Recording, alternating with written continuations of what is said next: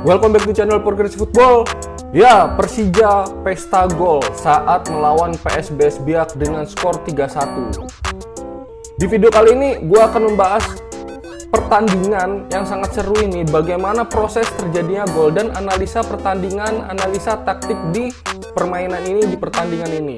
Oke, langsung aja. Yang mana di sini Persija pada saat memulai laga menggunakan formasi 4-2-3-1 dan musuhnya yaitu PSBS Biak sama juga menggunakan formasi 4-2-3-1. Tetapi bedanya di sini ketika melakukan skema penyerangan bermain kaki dengan kaki, Persija menggunakan 3 back, yaitu yang mana Donitri lebih mundur, Rizky Ridho menjadi right center back yaitu center back sebelah kanan, Donitri menjadi LCB left center back, dan Jordi Amat yang menjadi center back murninya.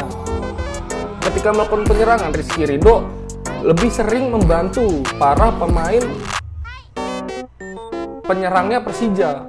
Begitu ketika Rizky Ridho maju dan di situ ada Souza lebih mundur, memberikan ruang gerak kepada Rizky Ridho, dan Rio itu menjadi pemain sayap bayangan. Ini selalu dia menjaga kelebaran dari taktika Persija. Walaupun dia di sini sebagai back sayap, tapi ketika menyerang, Rio Fahmi ini lebih membantu penyerangan sehingga Alano lebih leluasa untuk mengobrak-ngabrik pertahanannya dari PSBS Biak. Yang mana kenapa Persija di menit-menit awal itu sangat sulit untuk mencetak gol ke gawang PSBS Biak? Karena rapatnya pertahanan PSBS Biak menggunakan 6 back dan 3 pemain tengah. Ini dia formasi 4-2-3-1, tapi ketika bertahan, 2 pivot dari PSBS Biak, dia lebih mundur sama rata dengan back-back yang lainnya, sehingga ada 3 pemain tengah PSBS Biak, itu dia yang mengejar bola pemain Persija. 15 menit pertama Persija sulit untuk menembus pertahanannya dari PSBS Biak. Kalau kalian menontonnya, apakah kalian setuju dengan formasi bertahan PSBS Biak? Tetapi dia tidak konsisten. Mungkin kalian juga melihat ya, di pertandingan ini rapatnya barisan dari PSBS Biak menggunakan formasi 6-3-1, 6 back di belakang untuk menutup ruang pergerakan dari XL, Maxwell, terus Gustavo Franca, terus Alano. Ini terbukti ampuh di 15 menit pertama, tetapi ketika menit ke-17 yaitu Maxwell dilanggar, ini membuktikan bahwa ada kelemahan ketika dilakukan tipuan. Ini pemain belakang dari PSBS Biak tidak bisa mengantisipasi itu, jadi sehingga bisa melanggar dari Maxwell, dan Persija berhasil mencetak gol pertamanya di menit ke-17. Ini skema yang bisa dibilang sudah diatur lah.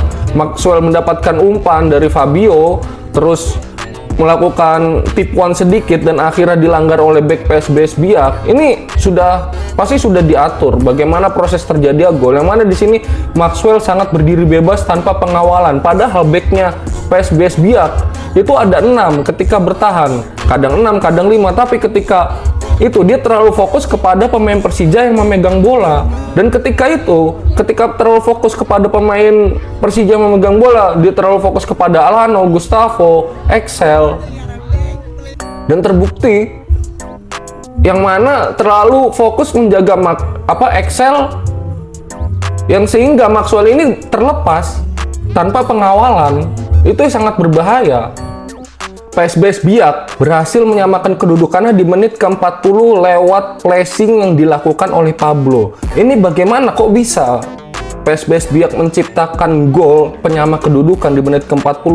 Ini akibat fatal dari Persija terlalu asik menyerang sehingga hanya menyisakan Jordi Amat dan Rizky Ridho. Namun posisi Rizky Ridho terlalu melebar ke sebelah kanan, sehingga ketika Jordi Amat gagal untuk mengantisipasi, yang Jordi Amat melakukan sliding tackle, lalu Rizky Ridho tidak sempat membackupnya, dan Rizky Ridho hanya menutup ruang, sehingga sambil menunggu para pemain Persija lainnya seperti Gustavo, Alano mengikuti pertahanan, Donitri Pamungkas yang terlalu maju telat mundur, terus ada Rio Fahmi yang telat membantu pertahanan juga, sehingga Pablo melihat momen itu, dia berhasil memanfaatkannya dan melakukan pressing dari luar kotak penalti. Ketika semua pemain Persija sudah mundur, Pablo menggerakkan badannya sedikit untuk melakukan pressing, mencari posisi sehingga tidak tertutup oleh para pemain Persija.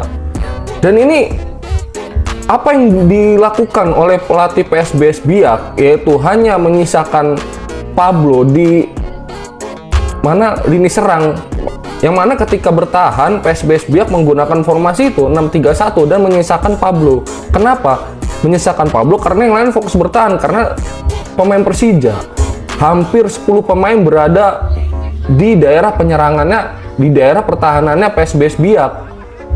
Tapi kita lihat di sini posisi Pablo bukan di tengah, tapi dia melebar ke sisi kanannya PSBS Biak, dan itu berarti di posisi kirinya pertahanan Persija Jakarta.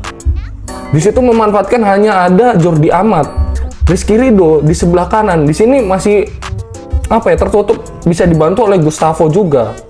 Ini yang diterapkan melihat sisi celah, melihat celah yang dilakukan Persija. Ini bisa dimanfaatkan oleh PSBS Biak, sang pelatih itu menempatkan Pablo di sisi kanan, dan ketika ada bola ya rekannya langsung mengoper kepada Pablo, umpan terobosan lalu dibawa oleh Pablo. Di situ bisa melewati Jordi Amat yang melakukan sliding tackle, lalu di situ ada Rizky Ridho yang telah penutup, lalu sudah memasuki kotak penalti, para pemain Persija mundur. Itu yang bisa dimanfaatkan oleh Pablo, karena dia pasti fokusnya dikira Pablo akan melakukan menusuk ke dalam kotak penalti, namun tidak, dia melakukan pressing dan terjadilah gol penyama kedudukan untuk PSBS Biak. Dan gol kedua dari Persija Jakarta yang dicetak oleh Maxwell, ini skemanya sama, hampir sama seperti gol pertama, bahkan gol ketiganya ini skemanya sama juga. Gol pertama, gol kedua, gol ketiga, skema penyerangnya itu sama, walaupun gol pertama dari penalti ya, tapi kita lihat skemanya. Yang mana di sini Maxwell selalu lepas, sedangkan para pemain back ini sudah tahu dia terlalu fokus kepada pemain Persija yang membawa bola dan menjaga Excel. Ini menjadi titik lemah yang selalu dimanfaatkan oleh Persija, dan terutama dimanfaatkan oleh Maxwell. Maxwell bisa memanfaatkan celah itu tanpa pengawalan. Gustavo dan Alano selalu memberi suplai bola. Karena tahu apa? Karena Excel dijaga ketat oleh 3 pemain PSBS Biak, sehingga Maxwell tidak terjaga. Ini pinternya dari Excel, yang mana dia walaupun sebagai pemain nomor 9 tapi sebagai pengalih perhatian agar rekan-rekan lainnya, yaitu seperti Gustavo, terus Maxwell, itu dia bisa mendapatkan suplai bola dari Donitri, dari Rio Fahmi, dari Alano, dari Rizky Ridho yang kadang membantu penyerangan, ada Donitri. Ini dia bisa membantu penyerangannya. Ini berarti tidak disadari oleh pelatih PSBS Biak bahwa sektor kanan pertahanan dari PSBS Biak itu menjadi titik lemah ketika melakukan pertahanan. Walaupun ada 6 pemain melakukan penjagaan, mundur sebagai back, yang mana 2 pivot mundur sebagai di sela-sela back tengah itu, yang mana back sayap lebih melebar kanan, itu tetapi tidak fokus untuk menjaga Maxwell, sehingga skema ini bisa terus-menerus diulang tanpa ada perbaikan. Seharusnya seorang pelatih melihat dari sektor kanan pertahanannya itu berarti harus dirubah, atau tidak ceng pemainnya dari kiri kanan itu bisa diceng, yang mana pertahanan yang lebih kuat. Jadi seperti itu, atau menambah daya gedornya. Jadi ketika Gustavo atau Alano memegang bola, tidak ada yang berusaha merebut, tapi hanya menutup ruang saja. Harusnya itu diganggu ketika Alano memberikan menyentuh bola pertama, itu sudah ada yang mengganggu. Tetapi para pemain PSBS Biak itu hanya mencoba menutup ruangnya, tidak ada gangguan, menutup ruang tapi banyak yang lengah. Fokus ke Excel, fokus ke Donitri, fokus ke Rio Fahmi. Maxwell ini selalu bebas ini. Kenapa yang tidak dijaga Maxwell? Itulah kelemahan dari pertahanan formasi yang dilakukan oleh PSBS Biak. Dan atas kemenangan ini, Persija Jakarta dengan skor 3-1, Persija berhasil merangkak naik ke posisi 2 klasemen sementara di BRI Super League. Yang mana di sini sebelumnya PSIM Yogyakarta dengan menang melawan Persik Kediri dengan skor 2-1, dia sebelum Persija main, PSIM Yogyakarta berada di posisi 2 klasemen. Lalu setelah Persija Jakarta menang, yaitu Persija Jakarta yang naik ke posisi kedua. Yang mana di sini Persija dan PSIM Yogyakarta itu sudah memainkan 10 laga. 10 laga. Sedangkan Borneo FC di peringkat pertama itu baru memainkan 8 pertandingan, dan di bawahnya ada Persib Bandung, itu juga masih 8 permainan. Ini yang harus diwaspadai. Kenapa? Karena kalau Borneo FC, Borneo Samarinda ini menang dengan 10 pertandingan, 2 pertandingan disapu habis, ini bisa menjauh, sangat bahaya sekali. Tim lawannya ini belum ada yang bisa mengalahkan Borneo Samarinda. Sedangkan Persib Bandung juga seperti itu. Dengan on fire dia di ACL Elite 2 dengan kedalaman skuadnya juga sangat bagus.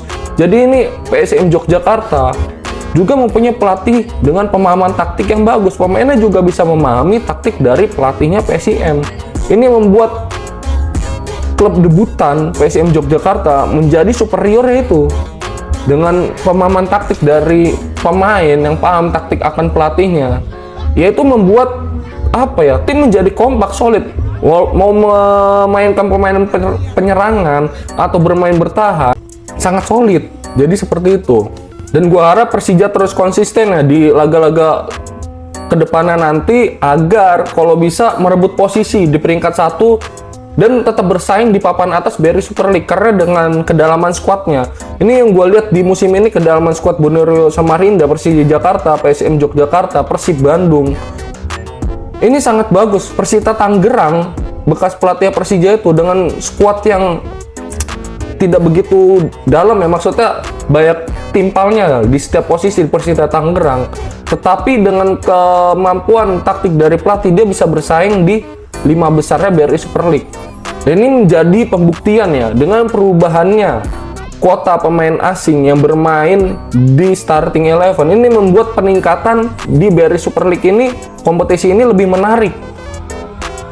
Oke, jadi itu saja video analisis pertandingan dari Progresif Football. Gua Iqbal dan ciao.